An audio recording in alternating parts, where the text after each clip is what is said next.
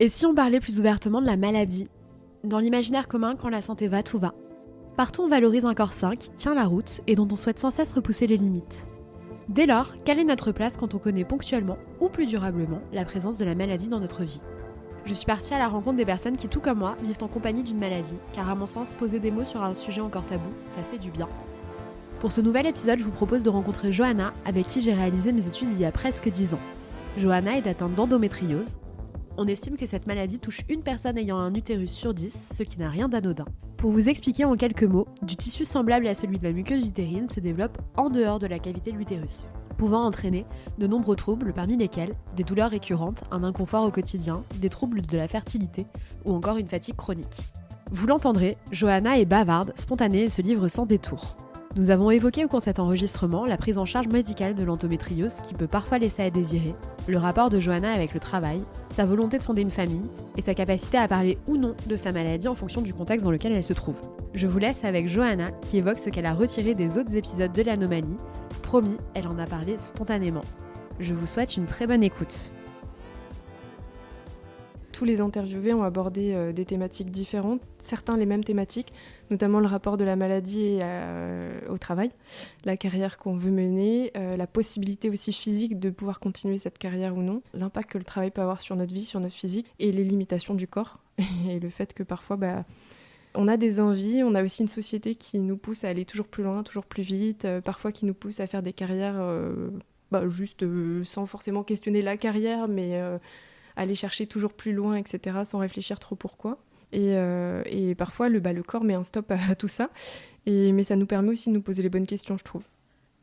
Ce qui m'a fait du bien, moi, par exemple, dans certains témoignages, c'était de me dire « Ah, j'ai la même façon de faire, en fait. » Dans mes façons de dépasser ça, mais aussi dans mes façons de les subir. Il y a plein de choses dans mon rapport à la maladie que j'ai pas résolues. Je vais pas dire oui, ça par exemple, moi mon rapport à la carrière, c'est bon, c'est réglé, j'y ai réfléchi pendant 2 ans et ça y est, c'est tout réglé dans ma tête et toute ma vie est tracée. Non, enfin, il y a plein de choses que j'ai pas du tout... auxquelles j'ai pas du tout eu envie de penser jusque-là, auxquelles j'ai pas eu envie de m'atteler, et il y a des choses, je sais que le sujet se pose, mais en fait, ça prend du temps de le résoudre. Effectivement, et de toute façon, je pense que quand bien même on fait un gros travail sur soi, on n'a jamais tout résolu et on n'a jamais un rapport totalement apaisé aux choses. C'est juste des moments où il y a certains éléments avec lesquels on se sent plus à l'aise, qu'on a abordés, et puis après, ça peut changer.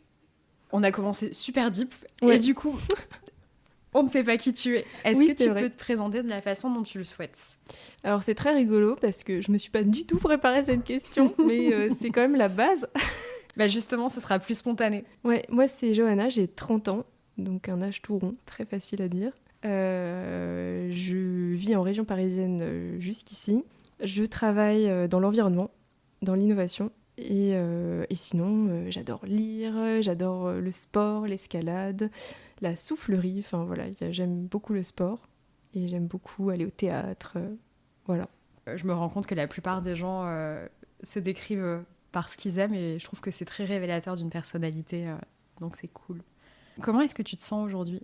Aujourd'hui, je me sens bien, je sais pas, je suis apaisée, je suis contente de parler de ce sujet. On n'a pas trop l'habitude quand même de se confier, mais c'est une démarche qui n'est pas toujours désagréable. Voilà. Oui, effectivement, et le souvenir que j'ai... en tout cas, j'étais assez étonnée et très contente que tu me contactes aussi parce que, dis-moi si je me trompe, mais j'ai le sentiment que tu es quand même assez réservée. Oui. Et donc, je trouve que c'est courageux de proposer de se confier. D'un côté, quand je t'observe, je vois que c'est tout à fait naturel et que c'est pas du tout une torture ou quoi que ce soit, que tu le fais très spontanément. Oui, il y a des cadres dans lesquels ça va être plus facile. Là, c'est je sais à quoi je m'engage. J'ai envie d'en parler parce que je pense que il y a plein de personnes qui sont atteintes de maladies ou de handicap ou de difficultés et que c'est pas toujours assez visible. Et dans le monde, moi c'est surtout aussi dans le monde du travail, c'est pas du tout quelque chose dont je parle ouvertement. Il y a une collègue par exemple à qui j'en parle parce qu'elle est atteinte de la même maladie que moi, donc c'est beaucoup plus facile et là l'échange est tout naturel. Mais hors de ça, moi c'est entre guillemets poker face, et dans le monde du travail on parle très peu de ses difficultés personnelles. Dans le cadre de ma vie personnelle, par exemple dans le cadre de ma famille, ça va être plus compliqué parce que j'ai vraiment pas envie qu'ils me prennent en pitié, hein, tout simplement, ou en fait, pour moi, arriver à un certain âge d'adulte, on ne doit pas être un poids pour ses parents, ou moi, j'ai pas envie de trop avoir leurs inquiétudes sur le dos, ou leur peur pour moi, ou leur pitié. Enfin, c'est une maladie aussi l'endométriose qui a un impact potentiellement sur la façon dont on va fonder une famille, la façon dont on va vivre au quotidien. Et j'ai pas envie qu'ils projettent leur peur sur moi. Par exemple, le fait potentiellement que je puisse avoir des difficultés à avoir des enfants ou ce genre de choses. J'ai pas du tout envie qu'ils projettent ça sur moi. Donc en fait, je ferme un petit peu ça. Et c'est vrai que dans le cadre familial, j'ai pas envie du tout d'en parler. Mais dans d'autres cadres, il n'y a vraiment aucun problème. Donc c'est vraiment... ça dépend vraiment. Bon, il y a plein de sujets que j'ai envie de creuser, mais si on commence par un peu le commencement, je pense que l'endométriose, maintenant, on en entend beaucoup parler, on sait que ça touche énormément de monde. Quels sont, toi, les symptômes avec lesquels tu vis parce qu'il y a plein de symptômes différents de ce que j'ai lu. Oui, alors j'ai aussi entendu qu'il y avait une endométriose par femme, que les atteintes étaient très très différentes selon les femmes. Moi, alors il y a vraiment un avant-traitement et un après. Enfin, en tout cas, disons qu'il y a 1 an, j'étais sous un autre traitement qui ne fonctionnait pas bien. Et là, c'était des symptômes assez quotidiens. Donc, j'avais du mal à rester assise une journée, en fait, sans avoir des maux de ventre, le ventre qui gonflait, ce genre de choses. Donc, chez moi, ça allait à peu près, mais au travail, ça pouvait être beaucoup plus compliqué. J'avais... des douleurs, surtout en fait j'avais pas un traitement qui stoppait mes règles à ce moment-là, donc j'avais encore mes règles tous les 3 mois et donc là c'est une semaine vraiment perturbée parce qu'en fait j'ai mal avant, j'ai très mal pendant, une grosse fatigue et des grosses douleurs à gérer par des médicaments. Et puis aussi des douleurs entre cycles, donc ça c'est le côté qui est pas très marrant pour certaines femmes, elles sont atteintes de douleurs en dehors de leur cycle, donc pas uniquement quand elles ont leurs règles. Et moi, ça intervenait en milieu de cycle, pendant la nuit. Des fois, je me réveillais la nuit avec des grosses contractions en fait sur le bas-ventre, sur l'utérus. Donc là, il fallait mettre du chaud, attendre.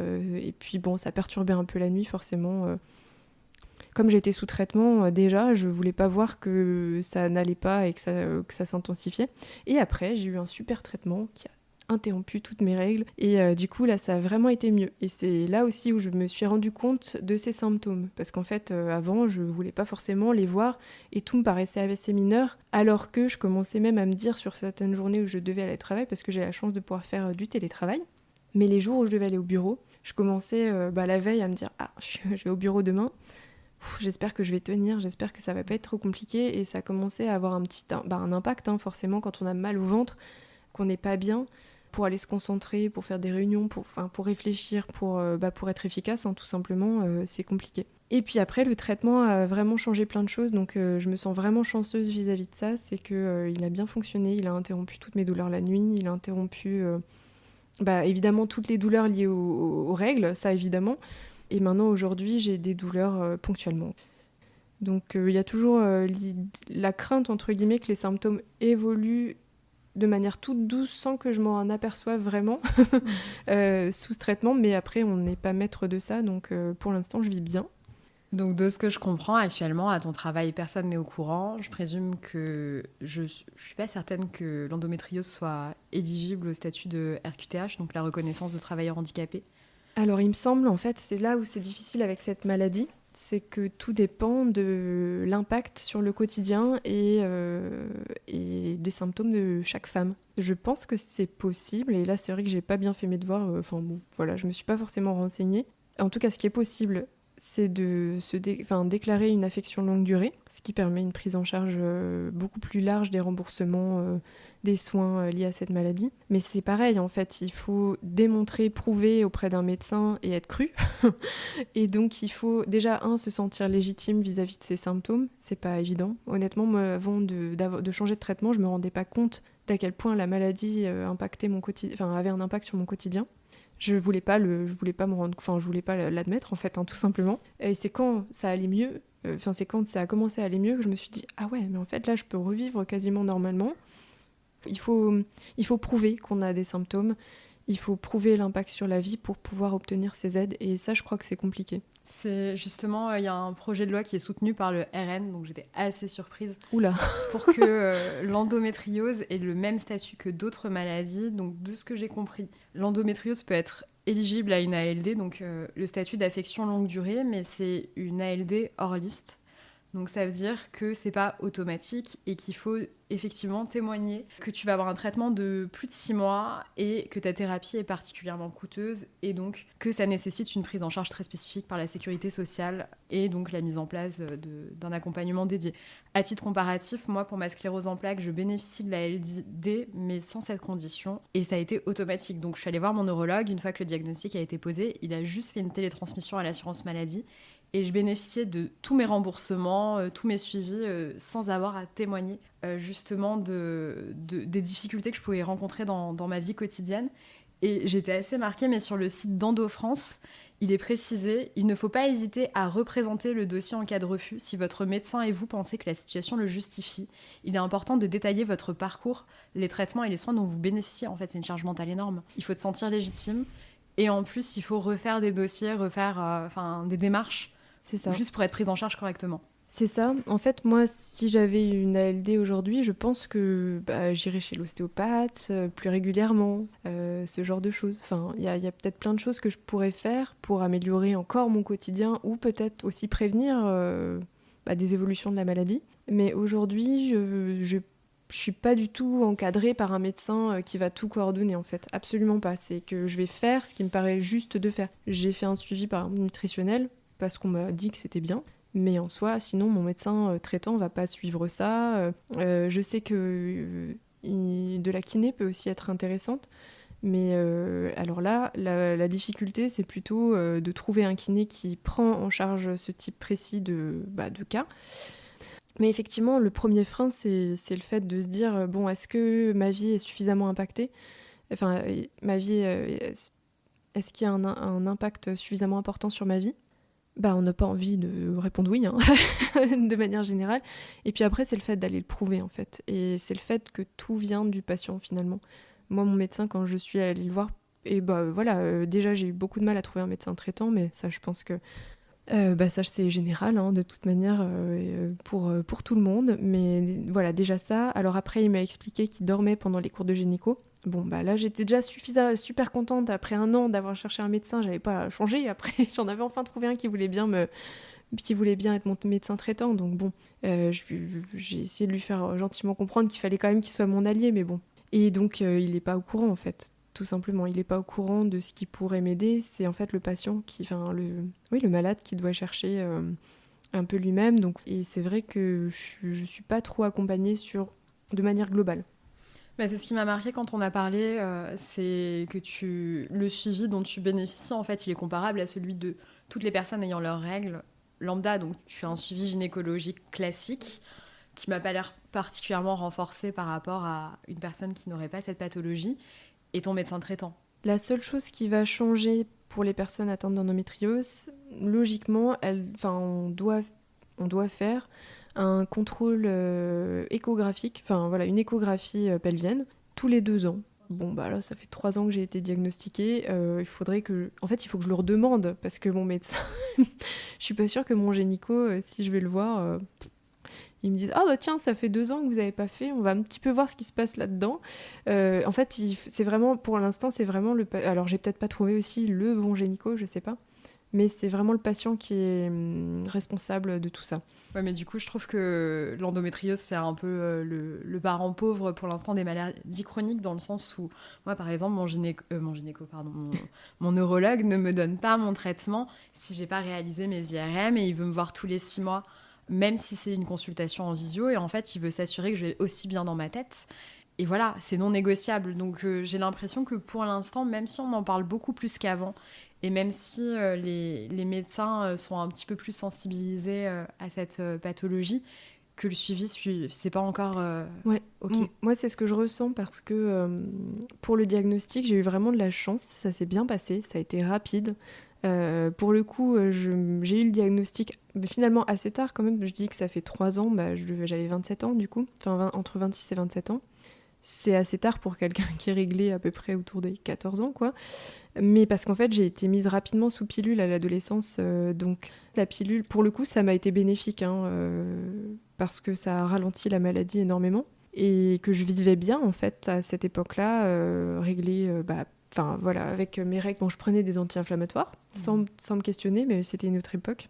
Et finalement, ça se passait bien. Et c'est quand je l'ai arrêté, parce que je voulais aussi découvrir le sans pilule et puis voir comment mon corps était sans pilule, sans hormones, que je me suis rendu compte après, au fil des mois, que les douleurs s'intensifiaient jusqu'à passer un seuil où je me suis dit non, c'est pas normal en fait. Et c'est le jour où j'ai pas pris de médicaments parce que je crois que j'en avais pas à ce moment-là. Là, je me suis rendu compte que je pouvais plus me lever de mon lit quasiment, que les douleurs étaient vraiment trop intenses. Et là, je me suis dit, c'est pas normal. Et à partir de ce moment où je me suis dit ça devait être en juin. Et j'ai vu mon médecin généraliste de l'époque, pas celui d'aujourd'hui, mais mon médecin généraliste de l'époque, qui était une femme hyper renseignée et qui m'a tout de suite dit ce que vous me dites. Alors moi, évidemment, on commençait à pas mal parler de l'endométriose parce que finalement, aujourd'hui, on a quand même de la chance, c'est qu'on en parle pas mal. Mais c'est là où on va revenir sur le fait que le suivi pêche, c'est que pour le diagnostic, c'est un peu plus facile qu'avant, je pense, si on suit la bonne voie. Mais après, le suivi est moins là. En discutant avec elle, moi, je savais déjà un petit peu, j'avais déjà pensé à cette maladie. Quand elle m'a posé des questions et que je répondais par oui, est-ce que vous avez ci, est-ce que vous avez ça, etc. Je me disais bien qu'il y avait de grandes chances que j'en sois atteinte. Et donc, elle m'a tout de suite orientée vers un centre qui s'appelle le Centre de l'endométriose à Paris, qui est un centre de radiologie privé adossé à l'hôpital Saint-Joseph. Et à l'hôpital Saint-Joseph, c'est là où il y a beaucoup de médecins spécialistes. Et donc là, j'y suis allée et j'ai tout de suite eu mon diagnostic. Donc en fait, ça a été très très vite. J'ai pas attendu 7 ans, 8 ans avant de l'avoir comme certaines femmes en fait. Par contre, j'ai ma petite sœur qui a pas eu du tout qui est atteinte aussi de cette maladie, qui a pas du tout eu la même expérience. Elle, depuis qu'elle est réglée, depuis qu'elle est ado finalement, elle a souvent eu des crises de maux de ventre qui faisaient penser à des appendicites. Elle a fini plusieurs fois aux urgences. Ils trouvaient évidemment rien. Ils ont fait des échographies et des IRM de la zone pelvienne. Mais quand on n'est pas un expert vraiment spécialiste, en fait, on peut passer complètement à côté, même si on fait le bon examen, en fait, l'IRM ou l'échographie. Quand j'ai eu mon diagnostic, moi, j'ai tout de suite pensé à elle, parce qu'en fait, toutes ces douleurs me paraissaient être des symptômes assez clairs de l'endométriose. Et je lui ai dit de demander à son médecin généraliste ou son gynéco une ordonnance pour faire une échographie et de la faire dans ce même centre, en fait, où ils sont experts. En première instance, j'ai appris que c'était plutôt l'échographie pelvienne qu'il fallait faire. Et donc, elle a été voir son gynéco qui lui a dit non, faites une IRM. Et elle est faites une IRM. Et je lui ai dit, mais il t'a demandé, est-ce qu'il t'a indiqué un centre expert où le faire, un centre où ils sont spécialistes en fait. Elle a fait non, elle m'a pas dit. Je fais, ça va servir à rien ce que tu vas faire. Résultat, l'IRM absolument normal, etc. Les douleurs qui continuent.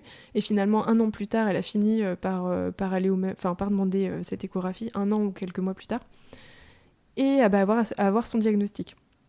On voit qu'en fait, si on est mal orienté, ça peut prendre beaucoup plus de temps. Oui, clairement, je crois que les stats, c'est 7 ans pour se faire diagnostiquer, ce qui est énorme quand on a des douleurs et qu'on ne sait pas ce qu'on a. Et je trouve que toute la difficulté de l'endométriose, c'est qu'en fait, ça touche à un sujet qui est partagé par toutes les personnes ayant leurs règles. Et c'est difficile.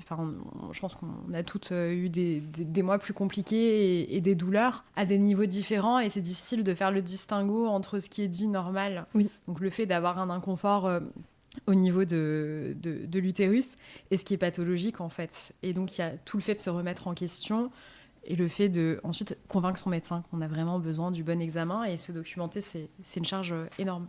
Oui, on voit que tous les médecins sont en fait pas au courant et que du coup ils prescrivent les examens qu'il faut en soi, mais qui sont pas lus par les bonnes personnes. Donc c'est une maladie qui est compliquée à détecter. Et par contre, quand les radios, les échographies sont lues par le médecin expert, moi, c'est allé très très vite. Pendant l'examen, je savais, j'ai eu le diagnostic. Donc c'est. Et comment est-ce que tu as vécu justement le fait d'avoir un nom sur tes mots ? Moi, c'était un peu la descente aux enfers, mais je comprends totalement. Après des années d'errance, je pense qu'on est soulagé de savoir enfin et d'être reconnu, qu'il y a un mot sur les douleurs. Moi, c'était c'était pas le cas parce qu'en fait ça a été très vite. Donc ça a été très vite et en fait, comme j'étais assez au courant des symptômes, grâce à tous les efforts quand même de communication qu'il y a eu ces derniers temps sur cette maladie, enfin ces dernières années, je redoutais ce diagnostic parce que justement j'anticipais un peu tous les problèmes qui puissent être liés. En fait, j'avais très peur d'être atteinte d'une maladie évolutive, chronique évolutive, sur laquelle j'aurais pas de contrôle. C'est vraiment ça qui était le plus difficile pour moi. Je m'imaginais déjà en fait et je me posais déjà la question, mais est-ce que je pourrais perdre peut-être 10 ans de ma vie si jamais ça marche pas et que je peux pas tomber enceinte naturellement et que c'est très très compliqué? Est-ce que je voudrais vraiment un enfant? Est-ce que je voudrais vraiment passer des années et des années avec ce seul objectif? Donc moi, c'était vraiment plutôt dans toute l'anticipation de l'annonce à faire, le fait de me reconnaître comme une personne atteinte d'une maladie chronique. Voilà, tout ça, j'avais pas du tout envie. Mais bon, on n'a pas le choix. Ouais, on n'a pas le choix. Et alors, moi, quand j'ai appris ma maladie, j'avais 20 ans. Pas trop d'armes, du coup, pour affronter ça.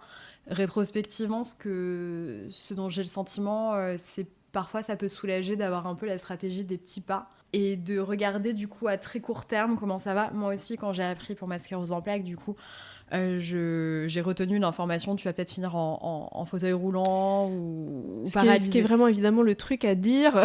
Non mais voilà, il y avait quelqu'un dans ma famille qui l'avait et voilà, tout le monde décrivait Tati Josette comme la personne paralysée et un peu bizarre quoi. Et donc je me suis dit je vais devenir Tati Josette. Et donc petit à petit, c'était un peu voilà, la stratégie des petits pas de se dire bon ben là ça fait 1 an que je sais que je suis malade. Qu'est-ce qui a évolué et donc peut-être que l'année prochaine, je peux espérer être dans cet état-là. Et donc, voir à très court terme, ça m'a soulagée. Toi, comment est-ce que finalement, t'es passée de cette descente aux enfers à un rapport qui m'a l'air quand même plus apaisé maintenant avec les choses? Ouais, complètement. Alors, il y a eu plusieurs choses. Déjà, le fait d'avoir une psychologue super, parce que je pense que ça a été... En fait, j'ai eu de la chance, c'est que ma psy, je ne le savais pas, mais elle était atteinte d'une spondylarthrite. Et en fait, elle a tout de suite eu les mots aussi pour m'accompagner dans ce diagnostic. Et dans la prise un peu, dans la faire connaissance avec le fait d'être une personne, ouais, ok, tout fonctionne pas bien, mais en fait, c'est le cas de plein d'autres personnes. On ne sait pas de quoi sera fait demain, donc voilà, je pense que là aussi, la stratégie des petits pas m'a bien aidée.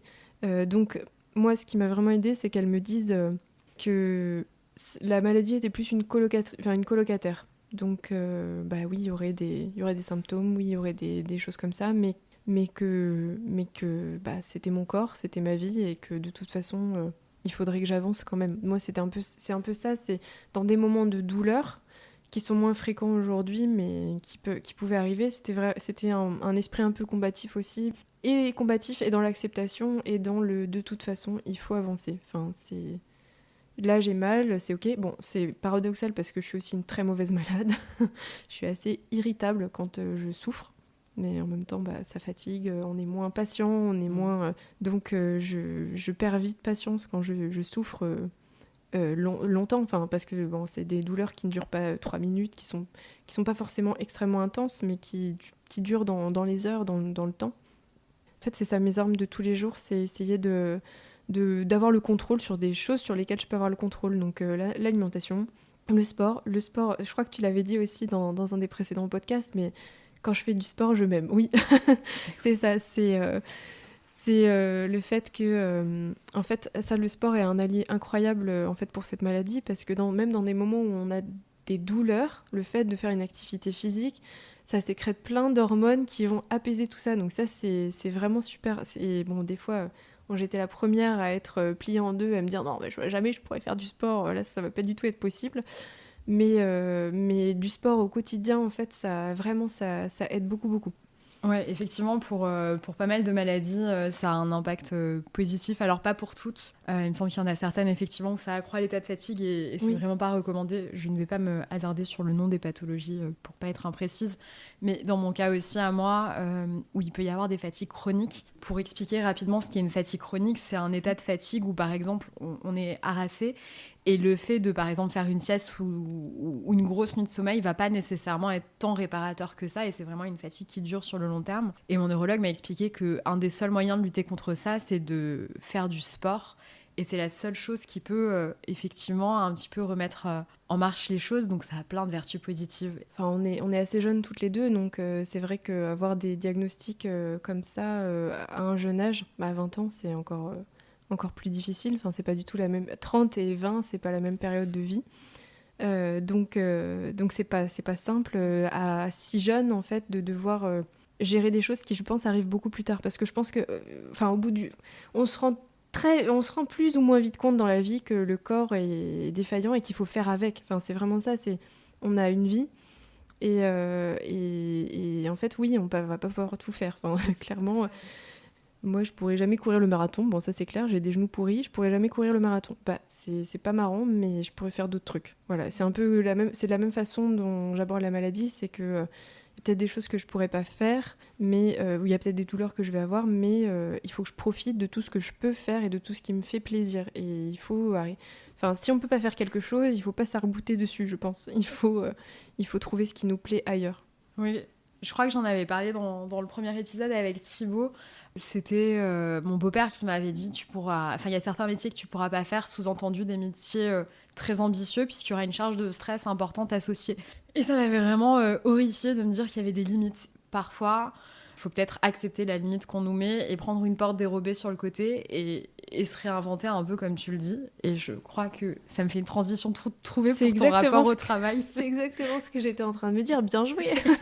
Parce que clairement, on est en plein dedans. Et c'est pas plus mal aussi parfois de se dire, en fait, de re-questionner certaines choses. Est-ce qu'on a vraiment envie d'avoir des métiers super challenging, hyper stressants, hyper... Moi, je suis en plein dedans, c'est clair. Je travaille en grand groupe. C'est des super métiers. Enfin, ça peut être des super parcours professionnels, qu'on soit en start-up, qu'on soit en grand groupe. Ça peut être, quand on travaille en entreprise, on peut être confronté au stress. Quand on commence à avoir des responsabilités, il y a forcément... On doit être ceux qui supportent pour nos personnes aussi en dessous, les gens qu'on manage, etc. On doit résoudre des problèmes. Il y a des soucis politiques. Enfin, en grand groupe, c'est aussi ça. Donc, il peut y avoir pas mal de stress. Et moi, oui, le fait d'avoir cette maladie, ça m'a aussi tout de suite fait penser à ça. Est-ce que je pourrais exercer les métiers que je veux. Ce qui est marrant, c'est que je me posais aussi déjà en parallèle les questions. Je travaillais déjà en grand groupe et je me posais déjà en parallèle la question, est-ce que c'est vraiment ce que tu veux ? Est-ce que tu veux faire une carrière ? Parce qu'en fait, quand on est un peu travailleur, qu'on aime bien faire les choses, en fait, on est vite repéré et on nous demande plein de trucs. J'ai des personnes qui m'ont accompagnée dans mon parcours dans cette entreprise, donc qui m'ont un petit peu mentorée, etc. Et qui m'ont donné des conseils, des gentils conseils. Quand je dis des gentils, c'est sympa, hein, c'est chouette d'être, qu'on reconnaisse que les efforts payent et qu'on est quelqu'un sur qui on peut compter au travail, c'est bien. Bon, c'est un super revers aussi, mais ça, je pense que j'apprends rien à personne. Mais du coup, j'ai des patrons qui m'ont mentorée et qui m'ont dit, pour toi, le chemin, il faudrait que tu ailles voir telle personne, il faut que tu passes par le commerce, etc. En fait, des choses sur lesquelles je m'étais jamais projetée et des jalons, en fait, dans un parcours qui devait me mener plus haut, plus haut, plus haut, plus haut. Et en fait, je suis toujours là-dedans. Hein. On essaye toujours de me dire, la suite pour toi, c'est ça, gna. Donc c'est un peu compliqué parce que y a plein de choses que j'ai pas envie de faire et que là aujourd'hui j'ai un job qui me plaît beaucoup mais où c'est très dense. Donc toute l'année c'est assez dense et parfois il y a des gros pics, c'est encore plus dense. Et en fait des fois mon corps suit pas. Enfin mon corps, mon esprit, rien ne suit. Et ça c'est un peu compliqué parce que j'aime bien le travail mais je ne sais pas comment dire stop, non, en fait là vous me mettez en danger. Mais j'en ai pas parlé au travail, donc ils savent pas forcément pourquoi. Mais je suis plus... je sais que le stress a un effet catastrophique sur le corps. Mmh. Et sur une maladie inflammatoire comme la mienne, c'est pas bon du tout. Donc j'ai du mal à dire stop et j'ai encore plus de mal à dire, en fait, pour moi, c'est pas possible. Voilà, c'est l'une des choses que je n'ai pas encore résolu aujourd'hui. C'est arriver à m'inventer une carrière où j'arrive à concilier ça. Et que ça m'intéresse, que ça soit, que j'apprenne des choses, que j'ai le sentiment de rendre un service envers quelqu'un ou quelque chose, et en même temps que je préserve ma santé. Je sais que c'est le grand défi qui m'attend, en fait. C'est vraiment trouver trouver peut-être soit une reconversion, soit trouver un autre cadre. Je n'ai pas réussi à dire à ses patrons, écoutez, en fait, moi, la carrière que vous me dessinez, moi, je suis malade. Vous le savez pas, ça se voit pas. Je le revendique pas du tout. Enfin, je préfère ne pas en parler, mais je ne pourrai jamais faire ça. Et parce que ça m'intéresse pas, et parce qu'en fait, même le rythme que vous me décrivez et les responsabilités que vous voulez que je prenne à un moment, en fait, je ne pourrai pas physiquement y arriver. Ouais, il y a un sujet que tu soulèves qui est super intéressant, c'est la notion de handicap invisible. Pour les personnes qui ne sauraient pas ce que c'est le handicap invisible, donc à la différence d'un handicap visible, du coup, au cours d'une interaction avec une personne, ben là, on ne voit pas. Moi, je trouve que ça donne à la fois une liberté et une contrainte. La liberté, c'est qu'on en parle quand on veut, et donc ça ne biaise pas l'interaction. On va pas avoir des remarques gênantes ou un air de pitié, comme tu le disais tout à l'heure. Le revers de la médaille, c'est que ça fait peser une responsabilité sur toi d'en parler ou non, et donc de supporter cette charge liée à ton handicap alors que tes interlocuteurs ne savent pas ce que tu traverses. Là, actuellement, dans ton travail, donc, de ce que je comprends, c'est une logique un petit peu de performance, ça a l'air assez punchy. Est-ce que tu as trouvé un peu des stratégies d'évitement pour pas parler frontalement de ta maladie et un peu te préserver ? Oui, avec l'expérience, on apprend déjà beaucoup mieux à se manager, à savoir complètement estimer sa charge de travail et voir quand on dépasse, quand on commence à rentrer dans le rouge. Ça, c'est un peu... heureusement, c'est un peu la maturité. Même avec cette expérience-là, en entreprise, en fait, on peut vite se retrouver imbriqué dans des choses sur lesquelles on n'a même pas eu l'opportunité de dire non, malheureusement. Enfin, ça peut toujours arriver. Et donc oui, les stratégies d'évitement, c'est de communiquer énormément avec son manager et de dire quand c'est trop, quand ça dépasse la charge. Maintenant, moi, je dis pas stop, je suis malade, en fait. Je dis stop parce que je fais tels horaires et que en fait c'est pas compatible sur la durée. Voilà, avec ma vie personnelle, avec aussi un rythme de travail normal. Donc c'est comme ça que je le prends. Mais en soi c'est aussi une chance, je pense, justement le fait d'être malade, c'est que si je l'avais pas été, je me serais peut-être encore plus retrouvée facilement embarquée là-dedans sans le re-questionner. Parce que là, au moins, je me dis, bon, je suis dans le rouge, j'ai pas le temps de bien faire mes cours, j'ai pas le temps de bien me faire à manger parce que mes horaires de travail sont trop importantes. Au moins, je me dis, c'est pas normal. Alors que je pense que d'autres personnes qui sont dans ce cercle de performance ne s'en rendent pas compte qu'en fait, ils mangent pas bien, donc ils font pas de sport, qu'ils sont hyper stressés. Donc en fait, que sur la durée, ça crée des conséquences qui sont pas bonnes pour leur corps. Là, au moins, je suis pas forcément capable encore de stopper ce cercle-là, parce que ça peut être compliqué. Quand tout le service est en tension, etc., ça peut être compliqué de dire moi j'arrête parce que en fait ça suffit, là c'est trop. Il y a des fois des circonstances au travail où on se retrouve un petit peu coincé. Et là, moi la stratégie c'est plutôt de dire là c'est trop, il va falloir rapidement que ça descende. Je veux bien tenir encore un petit peu, mais il va falloir que ça descende. Bon, ça c'est quelque chose que j'ai fait pas plus tard que la semaine dernière pour dire ça suffit. C'est une période, c'était déjà dense, mais là ça fait 1 mois que c'est pas possible, que c'est vraiment trop important. Mais déjà, voilà, j'ai cette alerte en fait. J'ai cette alerte qui me dit attention, c'est pas bon. C'est pas bon pour la vie personnelle, c'est pas bon pour le corps, c'est pas bon pour la maladie. Donc voilà. Mais ouais, le côté handicap invisible, il est pas facile parce que Et puis en plus, je trouve que c'est très compliqué de venir vers son manager ou son employeur et de dire écoutez, je suis malade, je peux pas tenir le rythme parce que je suis malade. On a peur en fait tout simplement d'apparaître comme quelqu'un de faible et quelqu'un qui justement qui ne va pas être capable de suivre le rythme de travail. En fait, c'est pas ça, c'est le fait que le rythme de travail est trop important. Ouais. N'importe quelle personne ne devrait pas suivre ce rythme pendant des mois et des mois. C'est ok d'avoir des pics, mais c'est pas ok c'est pas ok de sacrifier sa vie personnelle et sa santé surtout, qu'on soit malade ou non. Mais oui, je suis entièrement d'accord avec toi. Moi, j'ai un peu l'impression que ça a été un peu une soupape de sécurité. Donc moi, ma poussée, c'était sur mon œil gauche. Et pendant, je dirais, 3-4 ans, peut-être plus. Quand je stressais, j'avais des douleurs au niveau de l'œil gauche. Alors, je sais pas si je somatisais ou si c'était des douleurs sur ma cicatrice, sur mon nerf optique.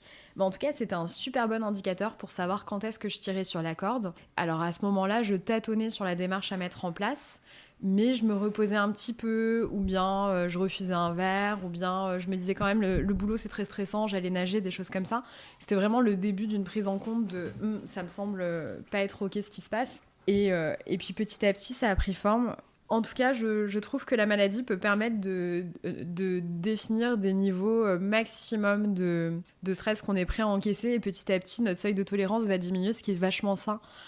Donc au début, j'avais ces douleurs à l'œil et je pense que je stressais énormément parce que j'en ai plus jamais eu. Et pourtant, ça m'arrive de stresser. Et donc je me disais, oulala, il faut que j'aille nager. Et donc ça me détendait. Et puis petit à petit, en fait, mon seuil de tolérance a vachement diminué par rapport au stress. Bon, j'ai malgré tout fait un burn-out quand j'étais consultante, mais ça n'avait rien de comparable avec le moment où j'ai fait ma première poussée.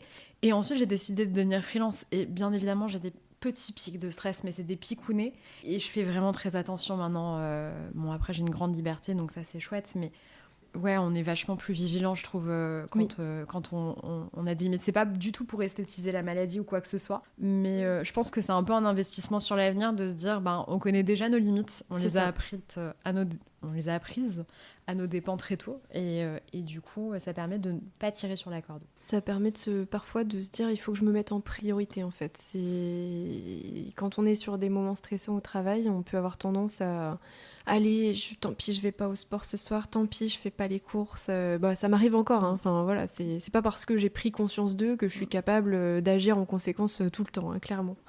Notamment parce qu'effectivement, on peut se faire un peu enfermer parfois sans le vouloir et sans avoir réussi à sortir avant que la porte soit fermée. Mais au moins déjà prendre conscience et puis des fois dire non, tant pis, je vais faire mon sport quand même, ou je vais faire mes courses, ou voilà, essayer de se mettre le plus possible en premier. Et pourtant, je suis quelqu'un qui aime beaucoup mon travail et qui adore travailler aussi, mais il y a le côté performance, en fait, et à un moment, ça suit pas. Quelle que soit la personne qu'on soit, si on nous en demande toujours plus, qu'on soit malade ou pas, à un moment, ça ne suit pas, ou alors il y a des gens qu'on laisse sur le côté, il y a des choses qu'on laisse sur le côté dans notre vie. Moi, j'ai vraiment bon espoir qu'un jour, je vais réussir à trouver un équilibre. Alors, je l'idéalise très certainement. Je pense qu'il n'y a aucun moment dans la vie où on se dit « ça y est, j'ai mon équilibre et je suis parfaitement à ma place dans mon bon job et dans ce qu'il faut ». Ça, je pense que c'est clairement une idéalisation totale. Mais petit à petit, j'espère m'en rapprocher. Enfin voilà, j'essaie de faire mes compromis. Et de me dire qu'un jour, j'aurai trouvé un meilleur équilibre sur cette question-là. Mais ça, c'est le point sur lequel je dois travailler. Il y a plein de difficultés vis-à-vis de ça, sur le fait de se reconnaître diminué et de se reconnaître faillible, en fait, de pouvoir... et de s'autoriser à l'être. Oui, et après, moi, le retour que j'ai, c'est qu'effectivement, on a toujours un peu ce sentiment de se dire... Enfin, moi, j'ai toujours l'impression, quand je parle de ma maladie, d'être un peu le cheval de course, je sais pas si tu vois, sur les hippodromes. Oui. Quand un cheval se casse une patte, il est euthanasié. Et j'ai un peu l'impression d'être ça, en fait, d'être le cheval qui s'est brisé un membre et qu'on met sur le côté, puis on dit elle était brave, mais on va la laisser de côté. Et plus j'échange, plus je me rends compte que dans mon entourage, il y a des personnes qui ont un handicap ou une maladie, qui sont des personnes brillantissimes, qui arrivent à avoir de belles carrières et qui sont pas nécessairement obligés de cacher leur situation, soit sur la santé mentale, soit sur la santé physique. Et donc, en tout cas, je suis vraiment pas convaincue que ce soit une tare et que ce soit un truc de peu cher. C'est clair, mais il faut trouver le moyen de justement, de continuer à courir avec sa patte brisée et sans trop en souffrir. Enfin, moi, des fois, j'ai un peu l'impression de courir justement avec ma petite patte brisée, etc. Et de courir à en perdre le souffle et parfois de pourchasser quelque chose qui est un idéal et qui n'arrivera jamais, ou pourchasser quelque chose trop vite, de m'essouffler, de me fatiguer. Je pense que au moins l'avantage, pareil, là aussi, je veux pas... de toute façon, ce qui nous est tombé dessus, mais au moins ça re-questionne les bonnes choses. Moi, ça m'a permis de me re-questionner sur ce que j'attendais du travail. Je sais qu'aujourd'hui, ce qui compte pour moi, c'est d'être utile à quelque chose et d'apprendre des choses et aussi de m'enrichir. Mon objectif, c'est pas du tout de monter des échelons dans une entreprise. Je suis pas encore capable de dire à des patrons, par exemple, qui me diraient il faut que tu fasses ça, si ça. Non, j'ai pas envie de le faire. Voilà, c'est peut-être mon côté un peu, j'ai pas confiance en moi ou j'en sais rien. Je suis pas capable de leur dire non, je le ferai pas. Enfin, ça m'intéresse pas ou moi, ma vie, elle est ailleurs ou enfin voilà. Je leur dis rien. Je leur dis rien, je les regarde, j'acquiesce et puis après, moi, je fais ce que je veux. Mais en tout cas, ça permet de se re-questionner sur ce qu'on attend. Là, aujourd'hui, je sais que mon travail est chouette. Il m'apporte pas tout ce que je veux dans la vie. Il y a des choses sur lesquelles je ressens un manque. Mais au moins, j'en suis consciente et je sais que sur les prochains choix que je vais faire ou que je vais forger aussi, hein, parce qu'on est maître aussi de ce qu'on invente. Toi, t'es devenue freelance et donc t'as été chercher ce que t'as aujourd'hui. Moi, ce sera peut-être le cas aussi. Donc voilà, je sais que je vais essayer de me diriger vers des choses qui sont en accord avec mes aspirations, mes valeurs. Et aussi ce que mon corps est capable de faire. Encore une transition toute trouvée avec la question dite moldue. Donc, c'est une personne qui ne vit pas avec la maladie, qui fait partie de notre entourage, qui nous pose une question à toutes les deux. Et donc, c'est Julie que j'ai sollicitée. Elle nous dit « Je suis actuellement en train de lancer une réflexion sur le développement durable dans mon entreprise et je travaille plus particulièrement sur la question des rapports sociaux et de la qualité de vie au travail des salariés. Est-ce que vous avez pu expérimenter de bonnes pratiques mises en place par vos employeurs, collègues, actuels ou passés, qu'ils connaissent ou non l'existence de votre maladie ?» Alors, non, pas dans le cadre du travail. Enfin, pas dans le cadre de mon travail. Non, la seule chose qu'il y a, c'est des visites médicales, en fait, du travail. Et ils sont au courant, les médecins du travail? Ouais, bah c'est la première fois que je l'ai dit cette année. C'est une infirmière qui a fait cette visite médicale. Mais elle n'a pas posé beaucoup plus de questions que ça. Je pense qu'elle a juste essayé de voir si mon état général me permettait de travailler. T'as quand même l'air d'avoir une politique de télétravail assez souple, non? Qui te permet de ne pas en parler et de quand même ajuster un peu. Alors là, il y a la version officielle, la version officieuse. Il y a la version officielle, c'est que j'ai 2 jours de télétravail par semaine, que je positionne quand je veux, ce qui me permet quand même d'ajuster. Et par contre, comme j'ai une profession de cadre où je peux être en déplacement, etc., je sais qu'il y a une certaine tolérance quand même à ce que je puisse étendre un peu ces jours-là. Ça, c'est une grande souplesse. Et ça, c'est une vraie question parce que si demain, je me reconvertis dans toute autre chose, dans la restauration, par exemple, ou que je tiens un restaurant, honnêtement, enfin, c'est pas évident. Il y a des métiers où il faut être présent tout le temps, debout toute la journée, etc. Ça, c'est pas évident quand on a de l'endométriose ou qu'il y a des jours où c'est moins bien quand même. Et ça, c'est une vraie souplesse et une vraie aide de pouvoir faire du télétravail et de pouvoir être chez soi et continuer de travailler, quoi. J'aurais une question là-dessus, mais du coup, je réponds à Julie et ensuite, je poserai ma question sur le télétravail. Moi, pas de bonne pratique observée non plus jusqu'à présent, si ce n'est donc chez mon client principal, qui est une association qui œuvre pour l'insertion professionnelle des jeunes. Et donc, je leur ai parlé dès le premier jour de ma maladie. Je leur ai dit. Et en fait, ils sont ultra à l'écoute, ultra soutenants, très gentils. Donc, il n'y a pas d'initiative RH à proprement parler, mais c'est juste des gens sains qui sont dispo pour en parler. Et pareil, une politique de télétravail très souple. Donc, moi, je suis en free, je suis censée venir 15 jours par semaine, mais j'observe chez mes collègues quand même que si quelqu'un se sent pas bien, en général, eh bien, il se sent libre pour privilégier le télétravail, ce qui permet de ne pas nommer ce qu'on a. Et donc, si on a une pathologie plus grave, je pense qu'on peut se sentir libre de rien dire. Ouais, dans les grandes entreprises, il y a pas mal de dispositifs, d'informations. Bah, là, le thème qui me venait en tête, c'était le harcèlement, avec des petites BD, des choses comme ça qui permettent d'aborder le sujet de façon pas trop lourde. L'endométriose, j'ai pas vu ce cas, mais je sais que dans d'autres entreprises, ça a été le cas. Ma petite sœur a un peu travaillé chez Nestlé, et il me semble, elle a travaillé très brièvement chez Etam. Et il y avait un projet de BD, ou c'était chez Nestlé, je sais plus, mais il y avait un projet de BD pour sensibiliser à l'endométriose. Donc bon, dans mon entreprise, je l'ai pas vu, mais il y a quand même des dispositifs de sensibilisation à certaines thématiques. Après, la maladie, effectivement, il y a eu le handicap. Par contre, il y a eu pas mal de handicap, cette notion du handicap invisible. Visible. Je me permets de rebondir sur le sujet parce que c'est quand même super tendancieux les initiatives sur le télétravail, le congé menstruel, tout ça, parce que c'est trop cool de permettre aux personnes qui ont leurs règles de dire bon ben vous pouvez être off à ce moment-là ou chez vous pour travailler. Il y a un petit chien qui me donne son jouet.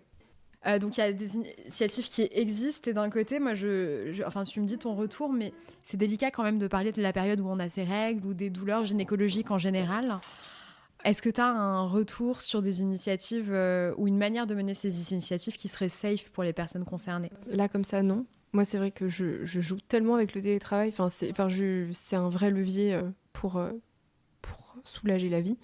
Le congé menstruel, en plus, quand on regarde un petit peu les débats autour du congé menstruel, il y a vraiment le fait que les femmes vont en profiter, que c'est pas normal. Alors, en fait, il y a c'est hyper intéressant comme dialogue parce que il y a des femmes notamment qui disent que ça extrait les femmes aussi du monde professionnel et que c'est pas bien parce que en fait ça les empêcherait de faire de belles carrières, etc. Enfin, ça les freinerait de ça parce que on se dit oui qu'elles vont pas être capables, etc. Donc il y a des femmes qui sont contre le congé menstruel pour ces raisons-là.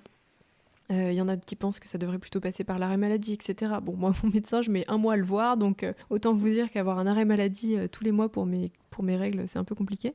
Comme les symptômes varient pour chaque femme, c'est hyper compliqué de se sentir légitime de demander un congé menstruel, un arrêt maladie pour ses règles. C'est extrêmement compliqué. Donc moi, j'ai pas d'avis encore tranché sur la question, mais je sais pas si c'est le bon dispositif pour accompagner les femmes qui ont des grosses douleurs au niveau des règles, sans même parler d'endométriose, hein, parce qu'il y a des femmes qui même souffrent aussi beaucoup. Donc je sais pas. Et comment est-ce que ça pourrait être safe ? Honnêtement, je sais pas.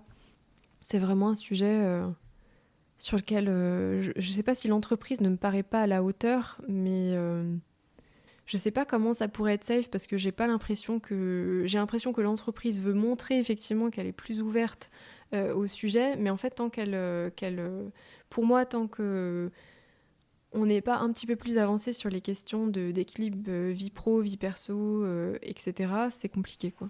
Éventuellement, pour compléter, je pense qu'en assouplissant un peu les règles du travail, l'entreprise et les collaborateurs ont énormément à gagner. Je m'explique, mais donc typiquement en cas de règles douloureuses, c'est pas parce qu'on est en télétravail qu'on va rien faire, bien au contraire, ça permet juste de travailler dans son canapé avec sa bouillotte sur le ventre et de travailler, alors que au bureau c'est extrêmement compliqué de faire face. Et je pense qu'une plus grande souplesse apporte également aux collaborateurs une plus grande sérénité qui, sur le long terme, est profitable à tout le monde en fait. Oui, exactement. Moi, je sais que je travaille beaucoup. Enfin, si j'ai mal au ventre au travail, au bureau, je vais pas pouvoir me concentrer sur ce que je suis en train de faire. Je vais pas, forcément être hyper à l'aise pour travailler. Et si je suis chez moi, j'ai mes toilettes à proximité, hein, clairement, parlons franc. J'ai ma bouillotte à proximité, j'ai mes médicaments. Enfin, je peux boire un thé. Enfin, il y a plein de choses que je peux faire pour améliorer mon confort et pour pouvoir retrouver un esprit serein pour travailler. Donc oui, carrément, c'est pas parce qu'on a des aménagements qu'on est moins productif ou qu'on travaille moins bien. Souvent c'est l'inverse même. Je propose qu'on termine sur un vaste sujet qui est celui de la parentalité. Il me semble que c'est assez évident pour toi que t'aimerais tenter l'expérience justement de fonder une famille et c'est un sujet super délicat puisque le traitement qui fonctionne si bien sur toi, c'est une pilule en fait en continu. Donc ça veut dire que tu ne peux pas tomber enceinte, donc il faudrait l'arrêter. Et ça peut signifier a priori un retour de tes douleurs. Ouais. Complètement. Et là, c'est marrant parce que j'ai vu une interview de Laurie qui va beaucoup parler aux jeunes femmes des années 90 qui est aussi atteinte de cette maladie et qui expliquait ça encore mieux que moi. C'est que elle, pour avoir fait ce parcours-là, il faut arrêter son traitement. Et donc, pendant ce temps-là où on arrête le traitement, on a ses règles, donc la maladie évolue beaucoup plus vite. L'endométriose, c'est aussi une inflammation, donc c'est pas hyper favorable, ça peut diminuer un petit peu les chances de concevoir plus facilement. Et on peut être atteint d'infertilité aussi. Ça peut très bien se passer, tout comme il peut y avoir on peut mettre plus de temps que d'autres femmes à tomber enceinte. Et pendant ce temps-là, la maladie peut progresser. Donc il y a vraiment ce côté, en fait, pour les femmes atteintes d'endométriose, c'est quand on va arrêter la pilule. Si ça marche pas au bout d'1 an, il faut consulter pour se faire aider et engager une PMA. Et en plus, pendant ce temps-là, évidemment, on a des règles, donc en fait, c'est un retour en force de toutes les douleurs, plus une potentielle aggravation de ces douleurs. Et toi, tu te sens comment par rapport à ça ? Pas ouf, hein. c'est pas très cool. Moi, en fait, je veux surtout que, en fait, au niveau du couple, on soit engagés tous les deux, parce que pour moi, c'est un projet où, pour le coup, il y a d'autres couples qui ont la chance de se dire bon, allez, j'arrête la pilule et puis on verra bien ce qui se passera. Et puis si ça arrive, et puis voilà, puis on regarde pas spécialement, on est tranquille, on vit notre vie. Là, moi, clairement, si j'arrête la pilule, je sais que j'aurais pas envie de souffrir trop longtemps. Donc c'est vraiment, il va falloir regarder, il va falloir calculer, et puis il va falloir mettre toutes ses chances du côté pour que ça fonctionne. Donc c'est forcément, on se dit normalement avoir des enfants, c'est la chose la plus naturelle pour les humains. Bon, voilà. Mais même en fait, finalement, pour les couples qui n'ont pas de difficultés, c'est pas si simple non plus comme démarche. Donc bon. Mais là, c'est sûr que ça suppose de l'organisation en plus, une gestion des douleurs et un impact sur la vie quotidienne. La finalité me porte, on va dire, c'est le fait de fonder une famille, le fait de réaliser ce projet, etc., qui est important. Donc ça, moi, je sais que dans ma tête, c'est clair, je suis OK pour supporter les douleurs et tout ça, et pour engager ça. Par contre, je veux être certaine, en fait, j'en parle souvent à mon compagnon, hein, c'est pour être certaine qu'il soit aussi pleinement engagé, parce que bon, s'il y en a un qui dit oui, voilà, les conséquences reposent sur moi. Les impacts reposent sur moi, donc voilà, il faut que j'ai envie que mon compagnon en soit pleinement conscient. Mon idée, c'est plus j'y vais pour pas avoir de regrets, et parce que je veux réaliser ce projet, et on verra quelles seront les difficultés qui se présenteront sur le chemin, et on s'adaptera, et ce sera OK de réajuster en cours de route. Tu me dis si je me trompe, mais donc il existe des dispositifs pour les personnes atteintes d'endométriose. Donc au bout d'1 an, si tu ne tombais pas enceinte naturellement, tu aurais un accès facilité à la PMA, c'est ça ? Oui, alors je voudrais pas dire de bêtises, mais en tout cas les recommandations que j'ai eues par mon gynéco, c'est en fait vous n'attendez pas 2 ans. Les couples en fait chez qui il n'y a pas de suspicion et que tout va bien, les femmes enceintes, enfin les femmes qui se disent j'ai un projet de grossesse, en gros la consigne c'est vous essayez naturellement, et si au bout de 2 ans il n'y a vraiment rien, là on va faire des recherches, on va regarder, etc. Là en fait c'est plus tôt. Parce que justement, la maladie peut avancer en fait pendant ce temps-là et réduire les chances. La prise en charge est plus tôt, et c'est aussi pour gérer les douleurs, hein, tout simplement au quotidien. C'est que sans traitement et potentiellement aussi, alors il y a eu le fait, on m'avait dit que les anti-inflammatoires seraient pas hyper recommandés. Enfin, clairement, si j'ai pas d'anti-inflammatoire pendant mes règles, je ne peux vraiment pas vivre normalement. Je ne peux pas. Donc voilà, c'est aussi pour gérer ces douleurs. Donc effectivement, on est pris en charge plus rapidement. Et donc si tu lances ton projet grossesse, à qui tu dois te référer en termes de médecin ? Ça est ton gynéco classique et... C'est ça, gynécologue classique. Et puis après, en fonction des difficultés, je pense que ça peut varier, les médecins, mais gynécologue classique pour commencer. Ok. Est-ce qu'il y a d'autres sujets que tu veux aborder ? Moi, j'ai posé toutes mes questions.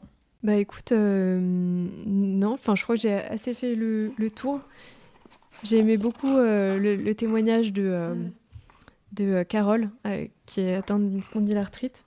Ouais, elle m'avait beaucoup touchée quand elle disait qu'elle voulait apparaître comme quelqu'un de très fort, de battante, qu'elle voulait gommer un peu tous les aspects de sa maladie au quotidien, et que quand même, des fois, elle avait envie qu'on lui demande comment ça va. C'est vraiment quelque chose dans lequel je me retrouve, parce que que ce soit auprès de mes parents, auprès Alors, je me plains davantage auprès de mon compagnon pour lui faire prendre conscience aussi de ce que c'est que la maladie au quotidien, pour qu'ils comprennent parfois que je suis fatiguée, etc. Parce qu'il peut y avoir quand même des impacts là-dessus. Donc lui, je lui communique énormément ce qui va pas, etc. Mais auprès de mes parents, pas du tout, pour les raisons qu'on a déjà évoquées. Et donc, mais c'est vrai, voilà, comme elle, je me retrouve énormément dans ce qu'elle dit. C'est des fois, voilà, on aimerait bien qu'on nous demande comment ça va, etc. Mais en même temps, on a envie de tout masquer. Donc c'est assez... C'était un beau... Moi, ça m'a beaucoup touchée, ce qu'elle a dit. Oui, et ce qui est drôle avec Carole, elle se décrit comme quelqu'un de dur, d'un peu rude et tout. Alors, soit je suis extra lucide, soit en fait, c'est pas vraiment vrai, mais c'est quelqu'un qui peut avoir un peu un air bourru, mais on voit derrière en fait que c'est une guimauve et que justement c'est une personne très sympa, et je suis trop contente qu'on ait réussi à enregistrer ensemble. Et un peu pour faire écho à ce que tu dis d'avoir toujours cette posture de battante et de jamais dire quand ça va pas. Alors là, moi, je prends un sujet de ma vie perso, mais hors maladie. En ce moment, c'est pas une période terrible dans ma vie. Et pour la première fois de ma vie, je dis aux gens que ça ne va pas. Sans monopoliser, bien évidemment, la conversation et parler de mes sujets. Mais juste, quand on me demande comment ça va, je dis bon. Et j'explique brièvement ce qui se passe. Et je trouve que ça donne lieu à des interactions super intéressantes où on va se livrer sur nos faiblesses mutuelles. Mais en tout cas, je me rends compte que c'est cool parfois aussi de dire quand ça va pas. Après, bien évidemment, mais je pense que c'est pas un sujet pour toi, que tu le fais parfaitement. Mais le corollaire, c'est d'être dispo aussi quand les autres vont mal, quoi. Mais c'est ok de dire quand on n'est pas bien. Mais complètement, en fait, quand c'est effectivement quelque chose qui va être réciproque, c'est ça la question, parce que bon, on a tous en tête les amis qui nous appellent pendant 3 heures pour nous dire que ça va pas, etc. Enfin, il y a des exemples comme ça qu'on connaît par cœur. Mais oui, c'est difficile. En fait, c'est très difficile de dire quand ça va pas, parce qu'on apparaît vulnérable. Donc, c'est super compliqué. C'est pour ça aussi que c'est tellement compliqué. Enfin, c'est très compliqué avec mes parents, par exemple, de leur dire que ça va pas. Et mes amis, ça peut être un peu pareil. Et puis, ça rejoint toujours cette question de la légitimité de dire que ça va pas. On a toujours peur, effectivement, oui, de peser sur les autres, parce que quand on dit que ça va pas, qu'il n'y a pas forcément de solution évidente, en plus, qu'est-ce que la personne en face peut dire ? Ça ira mieux, pas forcément. Enfin voilà, elle peut juste nous écouter et parfois, on a toujours envie de rajouter quelque chose ou de témoigner notre présence et tout ça. C'est pas évident. Mais c'est vrai que c'est hyper important de pouvoir le faire. Parce qu'après, en fait, nos amis aussi se sentent libres de venir nous solliciter notre aide. Dans des moments où, effectivement, on ne pourra pas leur apporter de solution sur un plateau, mais on pourra juste les écouter et des fois, ça suffit. Il faut accepter aussi que des fois, il y a des situations de la vie où non, on ne peut pas suggérer de solution, on peut rien faire de plus que d'être présent pour les gens et de leur dire « Ok, c'est horrible, c'est terrible ce qui t'arrive, mais je suis là ». Je suis entièrement d'accord avec toi, c'est une des meilleures réactions à avoir de manière générale, de dire je suis là. De toute façon, ça me semble très difficile d'apporter une réponse adaptée, mais de dire je suis disponible pour qu'on s'appelle ou pour manger une glace, en soi, c'est déjà énorme. De toute façon, c'est rare d'avoir les mots justes parce qu'on ne peut pas se mettre à la place de l'autre, on n'a pas le même vécu, le même passé, tout ça, mais ça marche pour toutes les situations de la vie en fait. Puis la personne qui subit une épreuve ou qui apprend un diagnostic, c'est très difficile de voir l'effet que ça a chez l'autre, de voir finalement ses proches vivre le diagnostic. Moi, ça va avec mon compagnon, très facile, c'est-à-dire que comme il minimise tout, il a tendance à dire ça sert à rien de voir le pire. Donc moi qui comme je te disais, quand j'ai eu le diagnostic, j'imaginais déjà tous les trucs horribles, etc. Il y avait le fait que ça mettait un mot sur des douleurs. Bon ça voilà, c'était ce qui était déjà là. Mais mon compagnon, lui, c'était mais faut pas penser à ce qui n'est pas là, quoi, en fait. C'est pas la peine de s'imaginer des trucs horribles. Donc voilà. Donc là, c'était pas difficile. J'avais plus l'enjeu, c'était plus de lui faire comprendre. Comment lui faire comprendre en fait des douleurs que moi-même je ne voulais pas m'avouer. C'était plus ça, cette difficulté. C'est difficile sur les sujets liés à la maladie, à la douleur, tout ça, ou à la fatigue d'expliquer ce que c'est. Tant qu'on a... Bon, alors déjà, le sujet des règles en soi, expliquer à une personne qui n'a jamais eu ses règles ce que c'est que de ressentir ça, c'est difficile. Et je pense qu'on ne peut pas toujours se projeter sur le niveau de douleur que ça peut représenter parfois. Mais comme on le disait tout à l'heure, une fatigue chronique, en fait, même quelqu'un qui a été très fatigué dans sa vie, c'est pas la même chose qu'une fatigue qui est liée à certaines pathologies. Et donc, ouais, c'est délicat pour l'entourage de se projeter, de pas se surinquiéter, mais de s'inquiéter suffisamment. Enfin, c'est une gymnastique. Et c'est pour ça aussi que je voulais pas trop leur en parler, en tout cas, me plaindre ou leur... que c'est un sujet que je voulais pas qu'on aborde, tout simplement. La vie devait continuer comme avant. Mais ils ont quand même pu trouver les mots. Ils ont quand même pu trouver... Enfin, ma mère m'a envoyé une petite carte parce qu'elle sait que j'aime bien les cartes.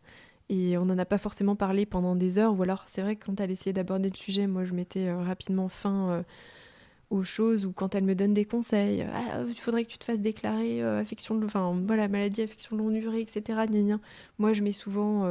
une barrière en disant écoute, j'y réfléchis, merci pour pour tes conseils, merci pour tout ça, mais c'est un process, enfin je lui dis pas en ces termes, mais je lui fais comprendre que c'est à moi de mener les démarches et c'est à moi de le faire au moment opportun pour moi.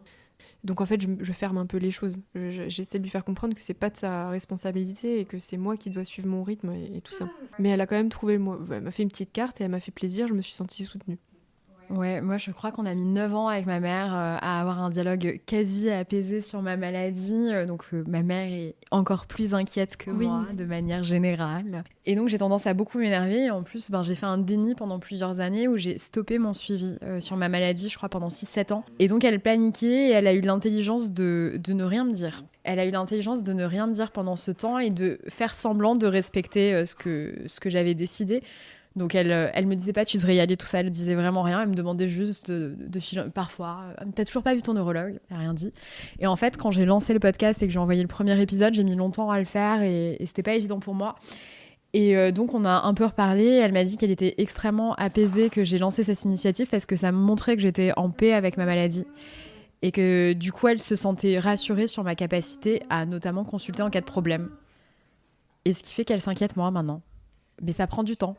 Ouais, c'est ça. C'est exactement le fait, tu sais, on disait au début, il y a plein de chantiers à mener, en fait, finalement, et de travail à faire sur soi-même quand on a des difficultés et qu'on est atteint d'une maladie.